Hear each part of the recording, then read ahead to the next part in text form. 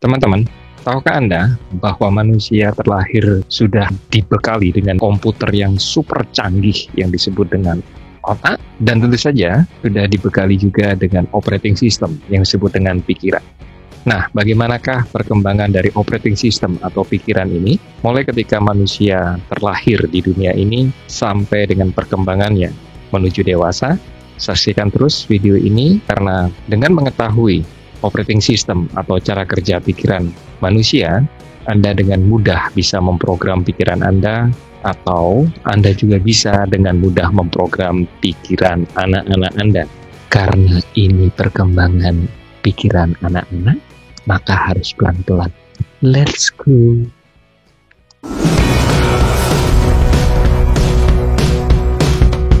Assalamualaikum warahmatullahi wabarakatuh. Ketemu lagi di channel saya Muhammad Indra Mana, channel Voice Motivasi, bicara optimis dan inspiratif.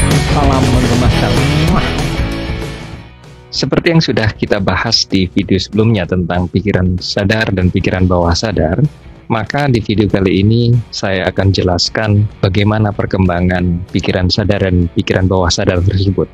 Tahukah Anda bahwa ketika bayi lahir sampai dengan usia 3 tahun didominasi dengan pikiran bawah sadar, di usia 3 tahun pikiran sadar baru terbentuk. Itu kenapa anak-anak usia 3 tahun mulai sudah bisa menganalisa informasi-informasi yang dia dapatkan. Contoh, ia sudah tahu rasa yang enak atau tidak enak, rasa yang manis atau yang kurang manis, tergantung program yang diberikan kepada pikiran anak tersebut. Jadi, hati-hati memprogram anak-anak usia 0-3 tahun. Kemudian, di usia 3 tahun ini pula mulai terbentuk apa yang disebut dengan critical factor atau RAS, yaitu sebuah filter atau data penampung sementara informasi-informasi yang diterima oleh pikirannya. Dan berkembangnya usia, di usia 3-7 tahun, mulai pikiran sadar ini terbentuk dengan perkembangan-perkembangan, dengan informasi-informasi yang diterimanya. Kabar baiknya, anak-anak usia-usia di bawah 13 tahun sangat mudah menyerap informasi-informasi yang diterima dari sekelilingnya, dari orang tuanya, dari lingkungan keluarganya, yang itu nantinya akan membentuk karakter, yang akan membentuk akhlak, yang akan membentuk budi pekerti.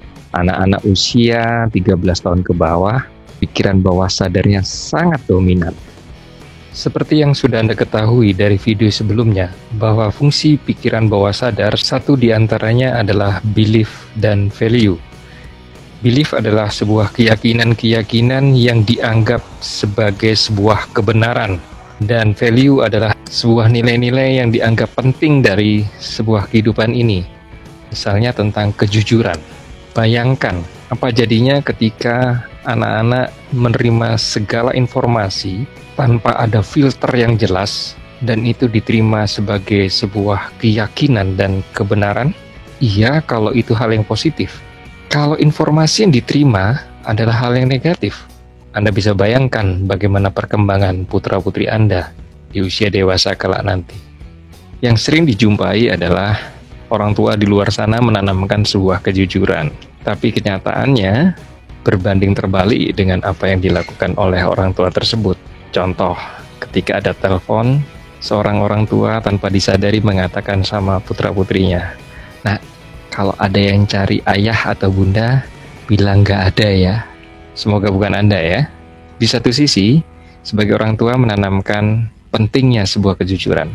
Tapi di sisi yang lain, dengan sebuah contoh yang nyata dan real, orang tua telah mengajarkan inkonsistensi, telah mengajarkan kebohongan sejak dini. Perilaku seperti ini diterima anak-anak sebagai sebuah kebenaran, bahwa inilah yang benar menurut dia, dan inilah yang pantas dia tiru. Jadi, nggak usah protes ketika anak Anda sudah dewasa meniru apa yang telah diajarkan waktu kecil.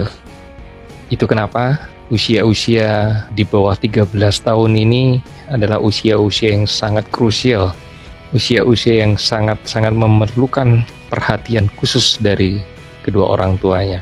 Nah, ini kesempatan untuk memprogram pikiran bawah sadar putra-putri Anda. Pastikan sebagai orang tua menanamkan hal-hal yang positif dan memberdayakan, memberikan semangat-semangat yang optimis, menanamkan ajaran-ajaran agama, akhlak, dan budi pekerti, menanamkan bertoleransi, menghormati, penuh dengan kasih sayang, bertutur kata yang sopan dan santun. Ingat, pastikan program pikiran bawah sadar berkaitan dengan akhlak dan budi pekerti, berkaitan dengan adab, karena ini fondasi dari sebuah kesuksesan. Mungkin sebagian dari Anda bertanya-tanya, gimana kalau udah terlanjur programnya tidak sesuai dengan apa yang diharapkan? Gimana nih memprogram ulang pikiran bawah sadar? Pastikan Anda saksikan video saya berikutnya tentang bagaimana memprogram pikiran bawah sadar dengan cara mudah dan menyenangkan. Insya Allah video ini bermanfaat teman-teman, dan pastikan Anda tetap saksikan video-video Nyoman Indra Permana melalui channel Voice Motivasi, bicara optimis dan inspiratif. Assalamualaikum warahmatullahi wabarakatuh. Salam mengemaskan.